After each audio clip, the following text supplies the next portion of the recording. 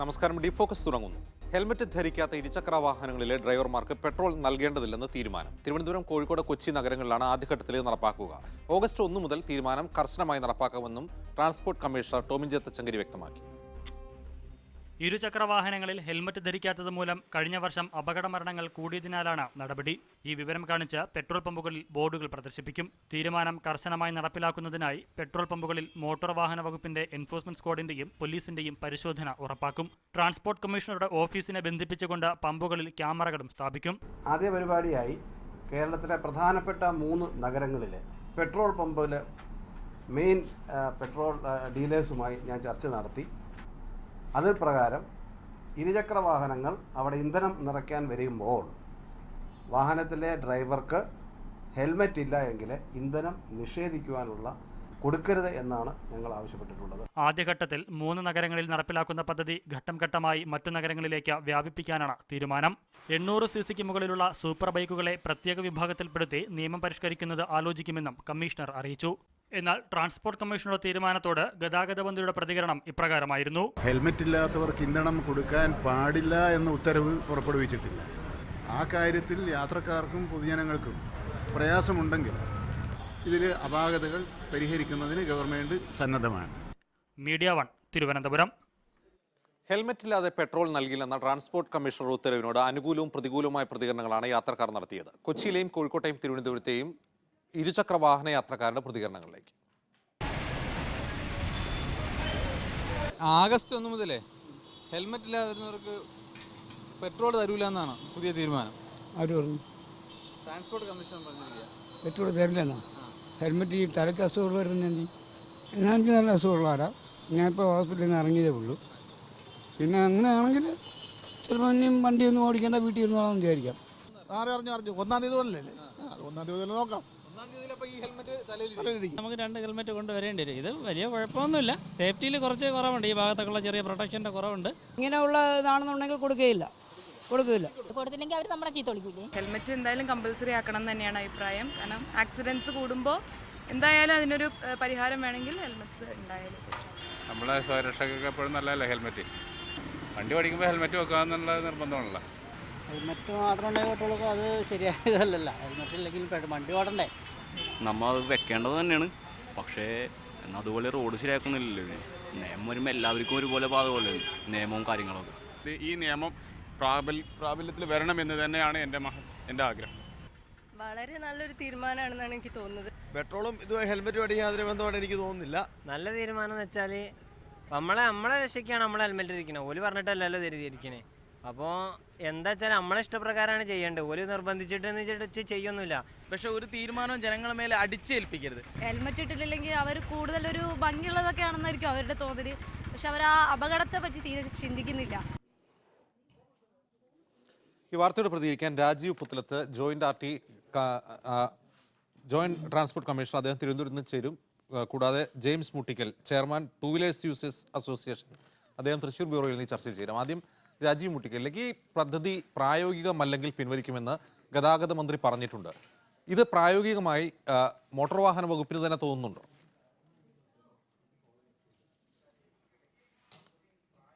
ഈ അടുത്ത കാലത്തായി അപകടങ്ങൾ വല്ലാതെ കൂടിയിരുന്നു. അപകടങ്ങൾ കൂടിയപ്പോൾ ഇതെന്തുകൊണ്ടാണെന്ന് ഡിപ്പാർട്ട്മെൻറ്റ് ആ കൂടിയ കാരണം പരിശോധിച്ചപ്പോൾ ഏറ്റവും കൂടുതൽ അപകടങ്ങൾ വരുന്നത് 2 വീലറുകൾ തന്നെയാണ്.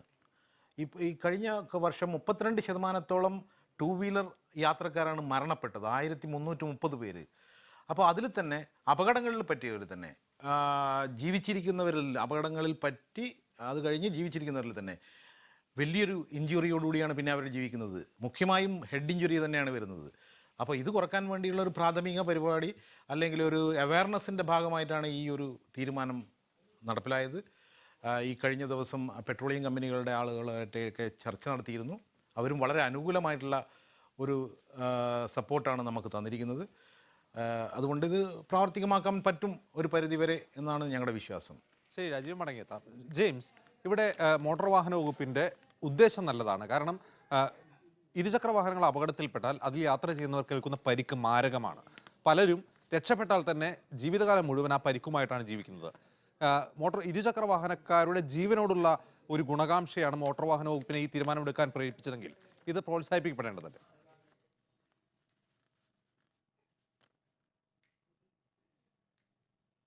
ശ്രീ ജെയിംസ്.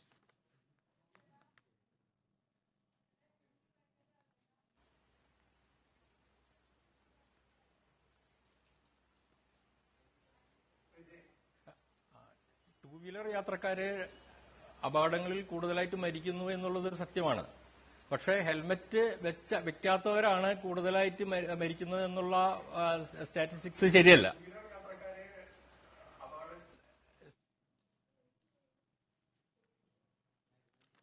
റൈറ്റ്, ഞാൻ ജെയിംസിലേക്ക് പിന്നീട് മടങ്ങി വരാം. ശ്രീ രാജീവ്, ഇവിടെ ചൂണ്ടിക്കാട്ടപ്പെട്ടതുപോലെ അപകടങ്ങൾ കുറയ്ക്കാനാണ് ലക്ഷ്യമിടുന്നതെങ്കിൽ അപകടങ്ങൾ കുറയ്ക്കാൻ മറ്റ് പശ്ചാത്തല സൗകര്യങ്ങൾ ഒരുക്കുകയല്ലേ വേണ്ടത്? അപകടത്തിന് ശേഷം അയാൾക്ക് എന്ത് പറ്റുന്നു എന്നതിനേക്കാൾ അപകടങ്ങളുടെ എണ്ണം കുറയ്ക്കുകയല്ലേ ഗതാഗത വകുപ്പ് ചെയ്യേണ്ടത്? അത് ഗതാഗത വകുപ്പിൻ്റെ കീഴിൽ വരുന്ന കാര്യങ്ങൾ പോലുമല്ല.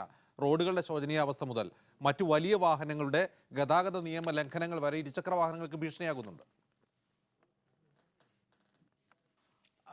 അങ്ങനെ പറയുമ്പോൾ ഇപ്പോൾ കേരളത്തിനെ സംബന്ധിച്ചിടത്തോളം ഒരു റോഡ് ഒരു സുപ്രഭാതത്തിൽ വലിയതാക്കാനോ അല്ലെ വിപുലമായിട്ടുള്ള ഒരു മാറ്റങ്ങളോ പെട്ടെന്ന് നടക്കുന്ന ഒരു പ്രായോഗികമായ ഒരു പ്രവൃത്തിയല്ല. മറിച്ച് അപകടങ്ങളുടെ തീവ്രത കുറയ്ക്കുക, പരമാവധി അപകടങ്ങൾ കുറയ്ക്കുക, അതിനൊക്കെ എന്തൊക്കെ ചെയ്യാം, അതിൽ നിന്ന് ഗുരുതരമായിട്ടുള്ള പരിക്കുകൾ എങ്ങനെയൊക്കെ കുറയ്ക്കാൻ പറ്റും എന്നൊക്കെയാണ് മോട്ടോർ വാഹന വകുപ്പ് നോക്കിക്കൊണ്ടിരിക്കുന്നത്. അതെ. ശ്രീരാജ്, ഒരു കാര്യം കൂടി, ഹെൽമറ്റ് ഒരർത്ഥത്തിൽ മുൻകാലങ്ങളിലേക്കാൾ കൂടുതലായി ജനങ്ങൾ ഉപയോഗിക്കുന്നുണ്ട്. ഇപ്പോൾ ഒരുപക്ഷെ നഗരപ്രദേശങ്ങളിലാണ് കൂടുതൽ ജനങ്ങൾ ഹെൽമറ്റ് ഉപയോഗിക്കുന്നത്, ഗ്രാമപ്രദേശങ്ങളിൽ കുറവാണ്. പക്ഷേ ഇപ്പോൾ ഈ നിയമം നടപ്പിലാക്കുന്നത് 3 നഗരങ്ങളിലാണ്.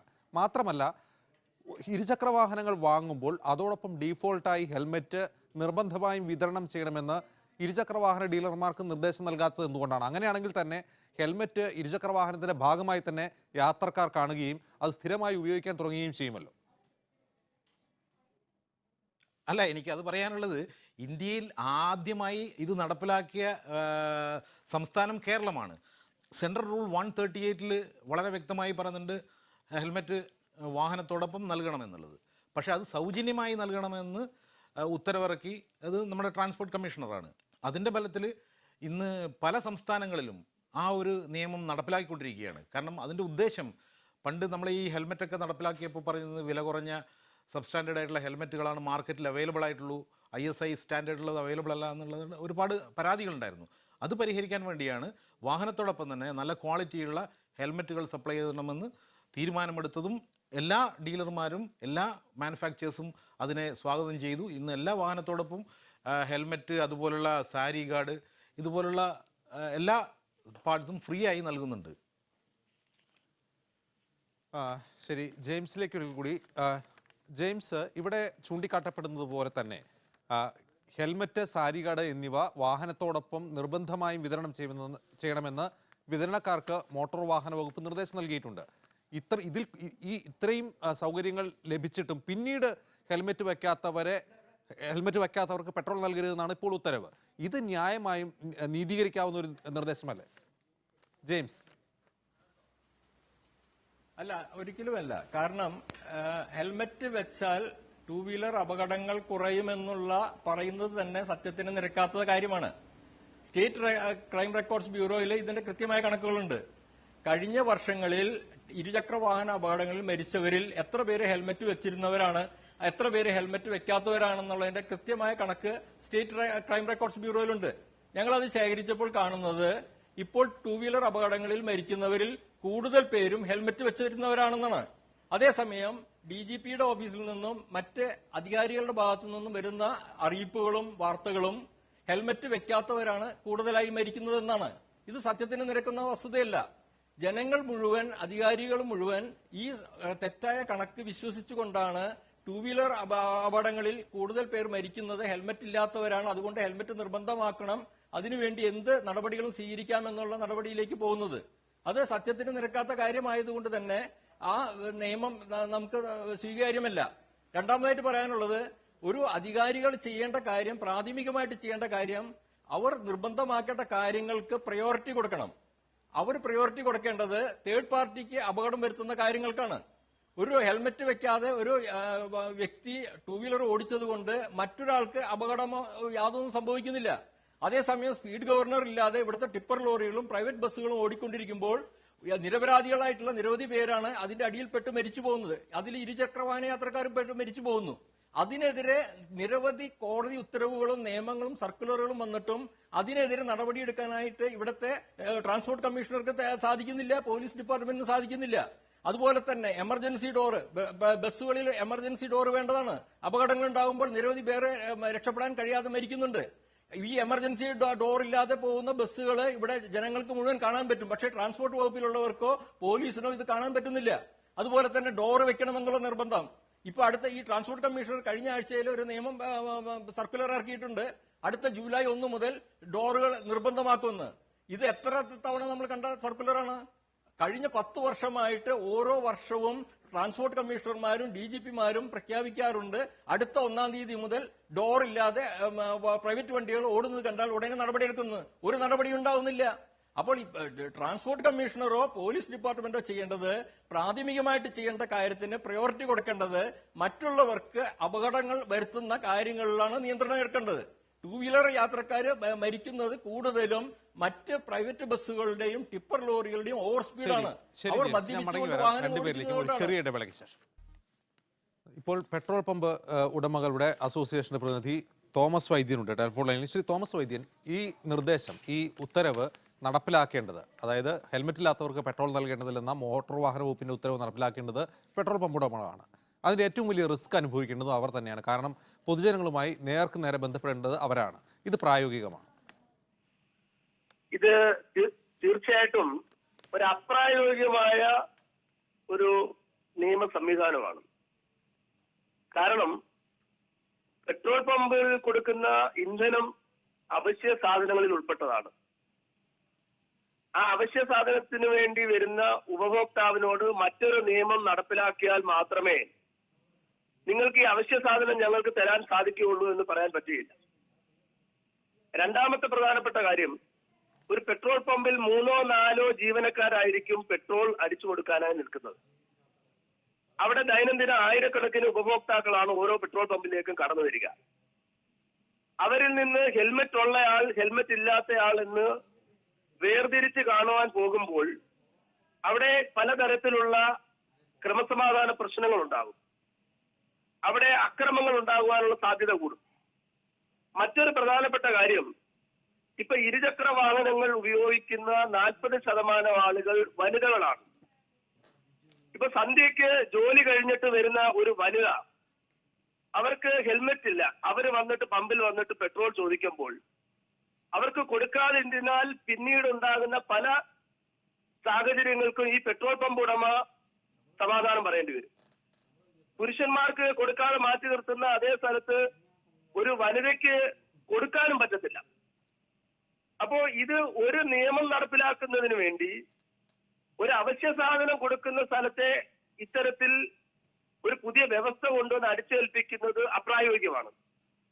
ഞങ്ങൾ പെട്രോൾ പമ്പ് ഉടമകളെ സംബന്ധിച്ചിടത്തോളം ദൈനംദിനം 100 കണക്കിനുള്ള അക്രമങ്ങളും മോഷണവും പിടിച്ചുപറിയും പെട്രോൾ പമ്പുകളിൽ വർദ്ധിച്ചു വരികയാണ്. പെട്രോൾ പമ്പിലെ ജീവനക്കാർക്കും ഉടമകൾക്കും ജീവന സ്വത്തിനും യാതൊരു സംരക്ഷണവും ഇല്ലാത്ത നിലയിലാണ് ഇപ്പോൾ പോയിക്കൊണ്ടിരിക്കുന്നത്. നമുക്കറിയാം, കഴിഞ്ഞ ഫെബ്രുവരിയിൽ പക്ഷേ തോമസ് വൈദ്യൻ, ഇക്കാര്യം ട്രാൻസ്പോർട്ട് കമ്മീഷണർ നിങ്ങളുടെ അസോസിയേഷനുമായി ചർച്ച ചെയ്തിട്ടാണ് ഈ തീരുമാനം എടുത്തത് എന്നാണ് പറയുന്നത്. ഞങ്ങളുമായി ചർച്ച ചെയ്തിട്ടില്ല. പെട്രോൾ പമ്പ് ഡീലേഴ്സുമായി ചർച്ച ചെയ്യണമെങ്കിൽ തീർച്ചയായിട്ടും അതിന്റെ ഉത്തരവാദിത്തപ്പെട്ട സംസ്ഥാന സംഘടനയായ 2000-ഓളം പെട്രോൾ പമ്പുകളുടെ സംഘടന എന്ന് പറയുന്നത് all Kerala federation of petroleum traders ആണ്. ഞങ്ങൾക്ക് ഔദ്യോഗികമായ ഒരു അറിയിപ്പ് നൽകുകയോ അല്ലെങ്കിൽ ഞങ്ങളോട് ചർച്ച ചെയ്യുകയോ ചെയ്തിട്ടില്ല. ശരി തോമസ് വൈദ്യ, ഞാൻ മടങ്ങി വരാം താങ്കളിലേക്ക്. ശ്രീ രാജീവ് പുത്തലത്ത്, ഇവിടെ ഒരു അവശ്യ സാധനം വാങ്ങാനെത്തുന്ന ഒരു ഉപഭോക്താവിന് മേൽ മറ്റൊരു നിയമം അടിച്ചേൽപ്പിക്കുകയാണ് ചെയ്യുന്നത്. ഒരുപക്ഷെ സുപ്രീം കോടതി വരെ ഉത്തരവുണ്ടായേക്കാം അക്കാര്യത്തിൽ. പക്ഷേ ഇത് എത്രമാത്രം പ്രായോഗികമാണെന്ന് ചോദ്യം ഉയരുന്നുണ്ട്. ഇത് കേരളത്തിൽ മാത്രം ആദ്യമായി നടപ്പിലാക്കിയ ഒരു നിയമമൊന്നുമല്ല. മറ്റ് പല സംസ്ഥാനങ്ങളിലും, ജമ്മു കാശ്മീർ, അതുപോലെ ഭോപ്പാൽ എന്നീ സ്ഥലങ്ങളിലൊക്കെ ഈ നിയമം നടപ്പിലാക്കിയിട്ടുണ്ട്. വളരെ നല്ല രീതിയിൽ അത് സക്സസ് ആവുകയും ചെയ്തു. അതിൻ്റെ ഫലമായി ഈ അടുത്ത കാലത്ത് തന്നെ ഹൈക്കോടതിയെ സമീപിച്ചിരുന്നു. ഇത് കേരളത്തിലും പൊതു താൽപ്പര്യ ഹർജി പ്രകാരം ഇത് കേരളത്തിലും നടപ്പിലാക്കണമെന്ന്. അപ്പോൾ ഹൈക്കോടതി പറഞ്ഞത് ഇത് നല്ലൊരു നിയമമാണ്, പക്ഷേ ഓൾറെഡി ഉള്ള ഒരു റൂളിന് പുറത്ത് മറ്റൊരു റൂൾ ഉണ്ടാക്കാൻ ഹൈക്കോടതിക്ക് അവകാശമില്ല. ആയതിനാൽ ഗവൺമെൻറ്റിനാണ് ഇത് നടപ്പിലാക്കേണ്ട രീതിയിൽ നടപ്പാക്കേണ്ട അവകാശം എന്നാണ് പറഞ്ഞിരിക്കുന്നത്. അതുപോലെ തന്നെ മോട്ടോർ വാഹന വകുപ്പിൻ്റെ മാത്രം കാര്യമല്ല റോഡ് സേഫ്റ്റി ആക്കിയെടുക്കുക എന്നുള്ളത്, എല്ലാവരുടെയും ചുമതല കൂടിയാണ്. പെട്രോളിയം കമ്പനികളുമായിട്ട് ഈ കഴിഞ്ഞ ദിവസം ചർച്ച ചെയ്തപ്പോൾ അവരുടെ നിന്നും നല്ലൊരു പ്രതികരണമാണ് ഉണ്ടായത്. ഇത് ഉദ്ദേശിക്കുന്നത് ഒരു അടിപിടിയിലേക്കോ അല്ലെങ്കിൽ ഒരു വാഗ്വാദങ്ങളിലേക്കോ പോയി നിൽക്കാനല്ല പറഞ്ഞിരിക്കുന്നത്. ട്രാൻസ്പോർട്ട് കമ്മീഷണർ പെട്രോളിയം ഉന്നതാധികാരികളുമായി സംസാരിച്ചപ്പോൾ എല്ലാ പെട്രോൾ ബങ്കുകളിലും ക്യാമറ സിസ്റ്റം ഇൻസ്റ്റാൾ ചെയ്യാൻ പറഞ്ഞിട്ടുണ്ട്. അപ്പോൾ അതിൻ്റെ ഭാഗമായി ക്യാമറ സിസ്റ്റം എല്ലാ പമ്പുകളിലും സ്ഥാപിക്കും. അപ്പോൾ ഞങ്ങൾക്ക് തേർഡ് ഐ എന്നുള്ള പ്രോജക്റ്റ് ഉണ്ട്. അതായത് ആർക്ക് വേണമെങ്കിലും തേർഡ് ഐയിലൂടെ ഫോട്ടോ എടുത്ത് നമുക്ക് വിവരങ്ങൾ അറിയിക്കാം. അപ്പോൾ പെട്രോൾ പമ്പ് ഞങ്ങളുടെ നിരീക്ഷണത്തിലായിരിക്കും. അവിടുന്ന് പെട്രോള് ഹെൽമെറ്റ് ഇല്ലാതെ പെട്രോൾ അടിക്കാൻ വരുന്ന ആളുകളുടെ ഫോട്ടോ എടുത്ത് ഞങ്ങൾ അവർക്ക് ചാർജ് മെമ്മോ ഫ്രെയിം ചെയ്യും. ഞങ്ങൾക്ക് അതിനുള്ള എല്ലാ ഫെസിലിറ്റീസും ഇപ്പോൾ അവൈലബിൾ ആണ്. അപ്പോൾ പെട്രോളിയം കമ്പനികളോട് മയത്തിൻ്റെ രൂപത്തിൽ, അതായത് മയത്തിൽ അവരോട് പറയുക പെട്രോളില്ല, ഹെൽമെറ്റ് ധരിച്ച് വരണം എന്നുള്ള ഒരു സന്ദേശം നൽകുക, ഒരു റോഡ് സേഫ്റ്റിക്ക് ഒരു സന്ദേശം നൽകുക, അതിൻ്റെ ഭാഗമാക്കുക എന്നുള്ളത് മാത്രമാണ്. ശരി രാജീവ്. ശ്രീ ജെയിംസ്, ഇവിടെ കേരളത്തെ സംബന്ധിച്ച് നഗരം ഗ്രാമ വ്യത്യാസം വളരെ കുറവാണ്. ഒരുപക്ഷെ ഇരുചക്ര വാഹനങ്ങളുടെ സാന്ദ്രത നോക്കുകയാണെങ്കിൽ ഗ്രാമപ്രദേശങ്ങളിലും നഗരപ്രദേശങ്ങളിലും ഏതാണ്ട് തുല്യവുമാണ്.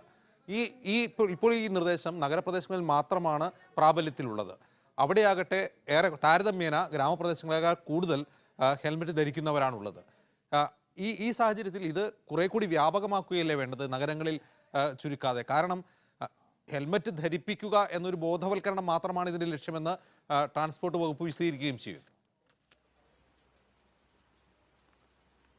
ഇത് നഗരങ്ങളിൽ മാത്രമല്ല, കേരളത്തിൽ മാത്രമല്ല, നമ്മുടെ രാജ്യം മുഴുവൻ നടപ്പാക്കും. കാരണം ഹെൽമെറ്റിന്റെ വിൽപ്പന വർദ്ധിപ്പിക്കലാണ് ഇവരുടെ പ്രധാന ലക്ഷ്യം. ഇത് ഹൈക്കോടതിയിൽ നിന്ന് ഉത്തരവ് എന്ന് പറയുന്നത് നമ്മുടെ 2003 ആദ്യ ഹെൽമെറ്റ് നിർബന്ധമാക്കിക്കൊണ്ട് കേരള ഹൈക്കോടതി ഉത്തരവിട്ടത്. ആ ഉത്തരവിന്റെ പിന്നിലുള്ള കഥകൾ പിന്നീട് പത്രങ്ങളിൽ വന്നിരുന്നതാണ്.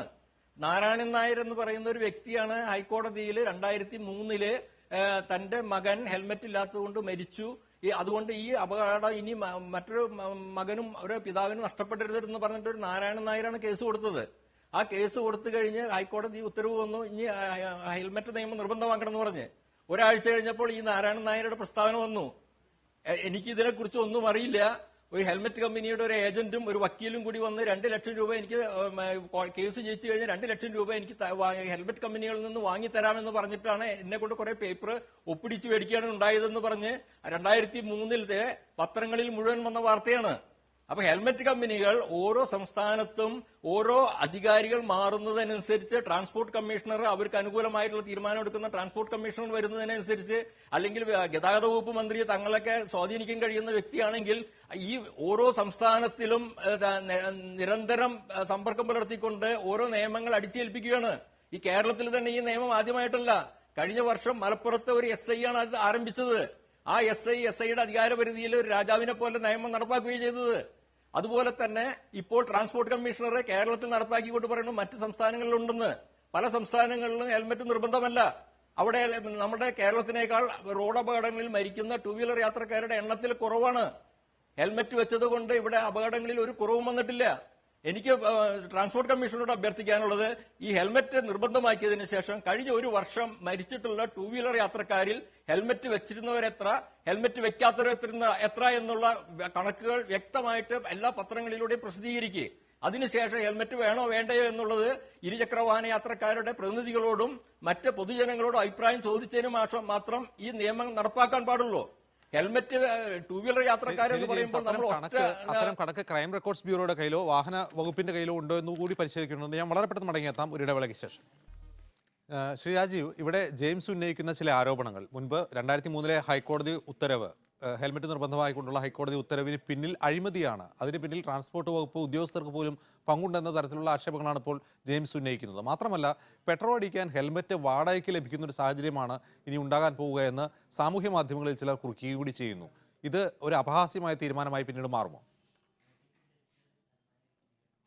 അദ്ദേഹം പറയുന്നത് തികച്ചും അടിസ്ഥാനരഹിതമാണ്. കാരണം ഞങ്ങൾ ഇന്ന ഹെൽമെറ്റ് ഉപയോഗിക്കണമെന്നോ അങ്ങനെ യാതൊരു ഇതില്ല. മാർക്കറ്റിൽ നിന്ന് ആയിരക്കണക്കിന് ഹെൽമെറ്റ് ISI മാർക്ക് മുദ്രയുള്ള ആയിരക്കണക്കിന് ഹെൽമെറ്റ് അവൈലബിൾ ആണ്.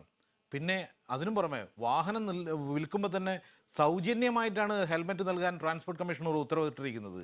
അത് എല്ലാവരും പാലിക്കുന്നുമുണ്ട്. അപ്പോൾ എങ്ങനെയാണ് അഴിമതി ഇത് വാദം എനിക്കറിയില്ല.